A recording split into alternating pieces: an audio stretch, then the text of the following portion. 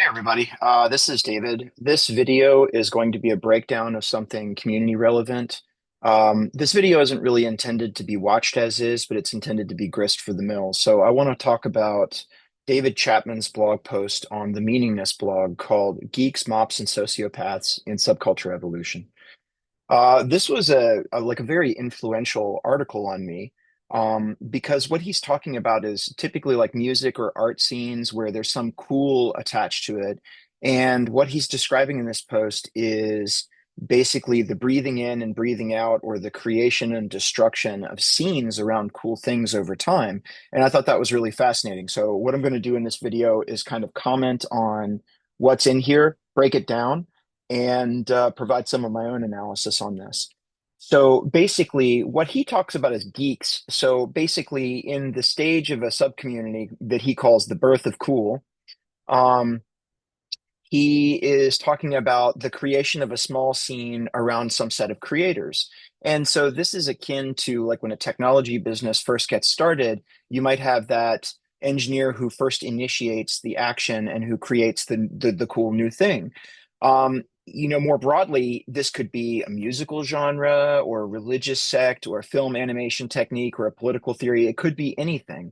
But basically, like the way that you first create a scene is that you get a couple of people who are interested in something, and then everybody starts riffing off of everybody else.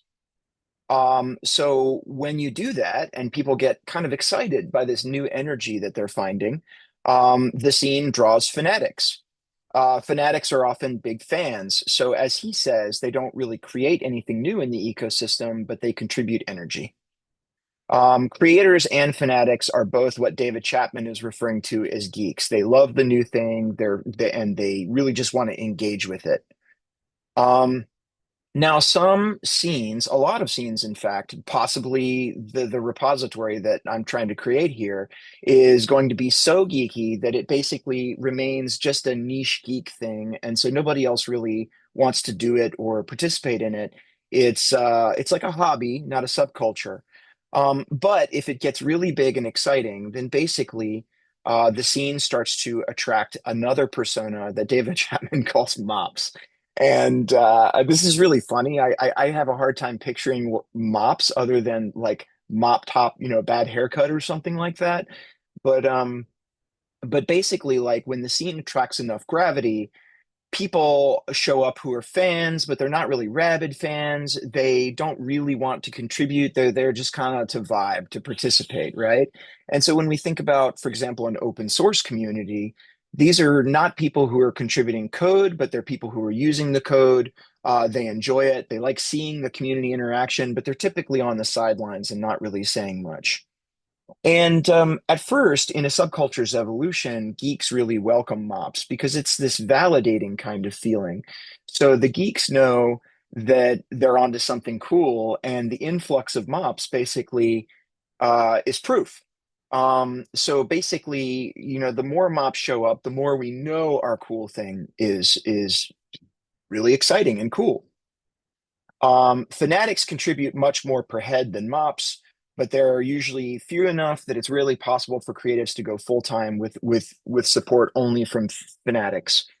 So basically, this is about how you're starting to scale the community. You're going to scale it with people who are less invested, less committed, but who are still basically in.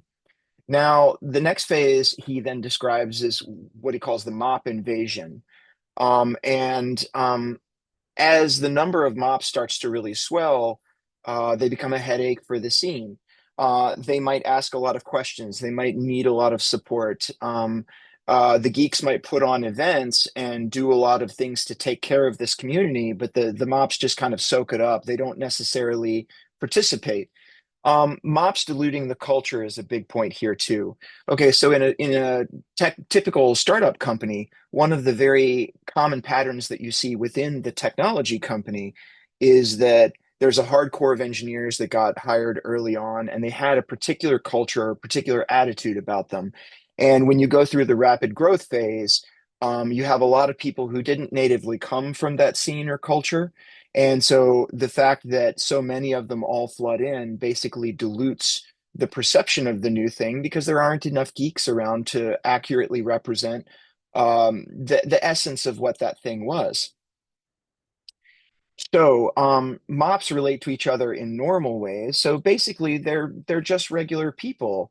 But the weird part is that in some subcultures, the true fanatics find this abhorrent, or they find it repellent. When I was a teenager, I was a part of the hardcore music and hardcore punk scene, and here too, you would see that kind of dynamic where there are the people who are totally bought into the scene, and then people who showed up afterwards, they were sometimes hostile towards people who just wanted to enjoy the music.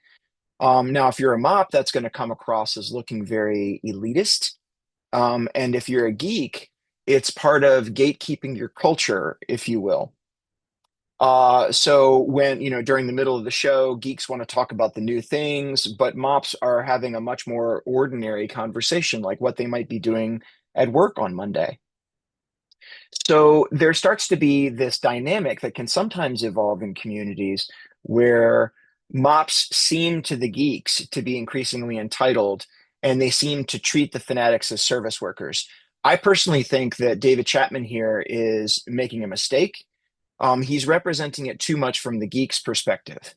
Okay, the geeks often do feel that way with respect to mops, but I think that that's a misread. I think the mops are fundamentally less bought in, but they're still enthusiasts, and they don't mean in any way to extract resources or treat the fanatics as service workers. They just mean to engage with the content in the way that's natural and meaningful to them. They weren't at the birth of the scene.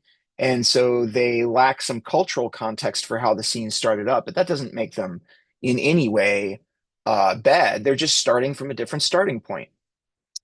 So the third stage is the sociopath invasion. Okay, so the key thing to important here, the key thing to understand here is that when a subculture is established and grows, it creates lots of social capital. It throws it off all over the place. By social capital, we mean people who have influence by nature of their reputation. You can see this in literally any community. A community will contain, a small handful of figureheads who have status. In the open source world, we would call these benevolent dictators for life. In other communities, you would just refer to them as leaders. So communities tend to create a lot of these people and throw off extra social capital. Um, so basically, if a community becomes popular and powerful enough, a third group of people rushes in to exploit that. They want to be popular. They want to direct the money and the attention of the community. So they might show up and they might try to ingratiate themselves with the key creators. The thing about sociopaths, well, at least in David Chapman's telling, is that they talk just like creators, but a little bit smoother because, their motivations are not coming from this geeky passion. It's coming from a facile nature with social relationships or a desire to worm their way into the center of a group.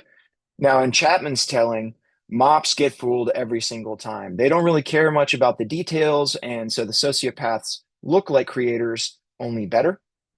Um, so basically, in sort of a cult style, and I mean you'll see this a lot in Chapman's work, is he will use certain phrases like this was a cult or something. Okay, if we're dealing with the subculture here, the sociopaths have their choice of the best looking mops to sleep with because that just shows how much they are trusted.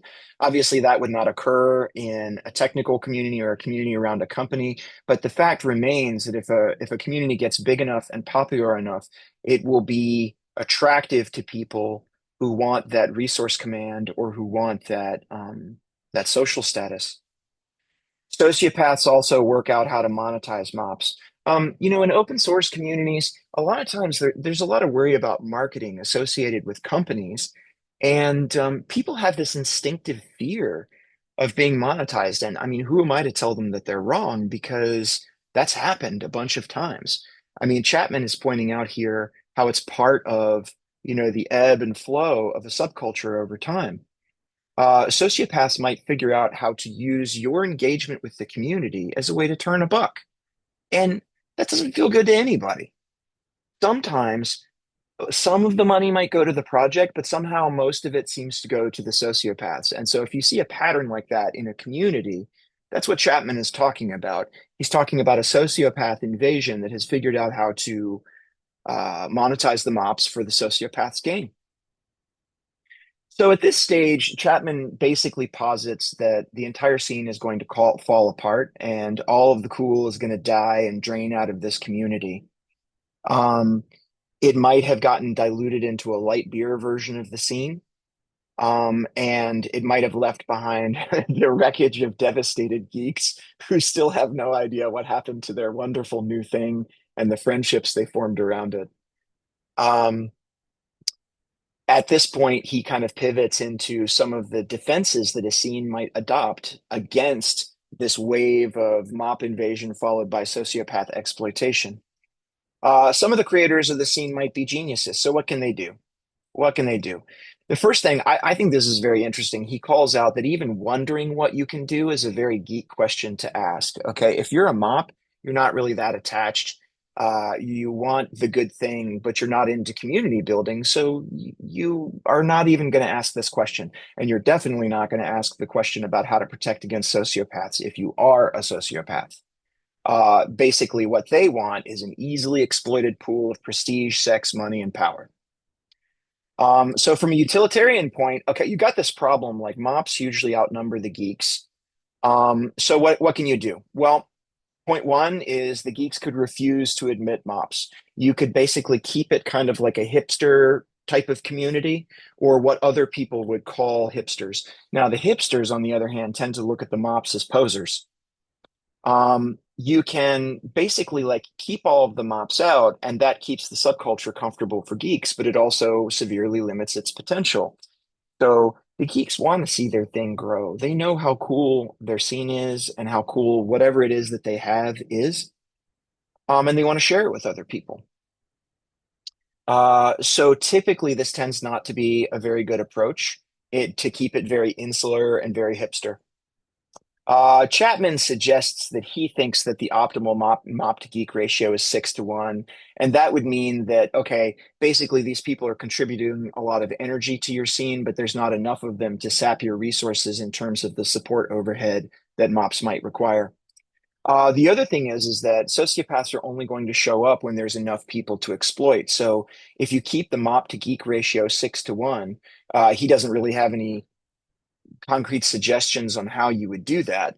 But if you kept that ratio that way, there wouldn't be enough people to exploit, and the sociopaths would never show up. Now, another thing that you could do is you could recognize the sociopaths and eject them.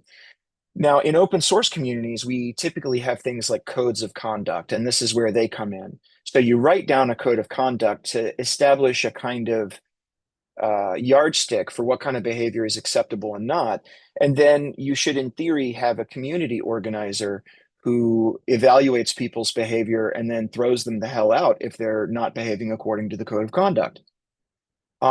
Mops tend not to recognize sociopaths because remember, they're kind of the sheep that are getting eaten by the wolves, at least in David Chapman's formulation, not necessarily in my own. I'm saying that these ideas were influential to me, but I don't agree with all of them. Um, the trouble is that the geeks tend to be very bad at establishing and holding boundaries. So they can frequently see when behavior is over the line, but they are not necessarily that good at enforcing it. And here too, we've seen this in many communities. There's somebody whose behavior is clearly over a line beyond the code of conduct, but people in the community can get very disappointed with community organizers when they don't hold boundaries and force people out.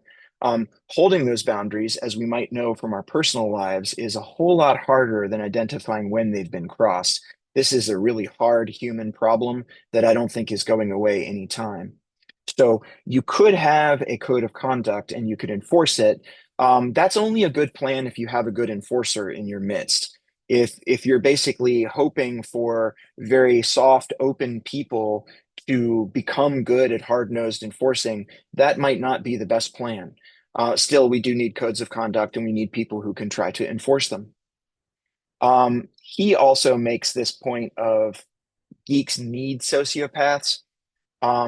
Basically, he might feel that geeks basically need the marketing that would come from lots of mops and sociopaths. And so there's this push and pull in geek psychology between wanting to keep your thing insular and making sure that it doesn't get diluted, polluted, whatever word you want to pick. And then on the other end, wanting it to be popular and wanting to share the goodness of your community with lots and lots of people, but not to the degree of mop invasion or sociopathic exploitation. That is quite a trick to pull off.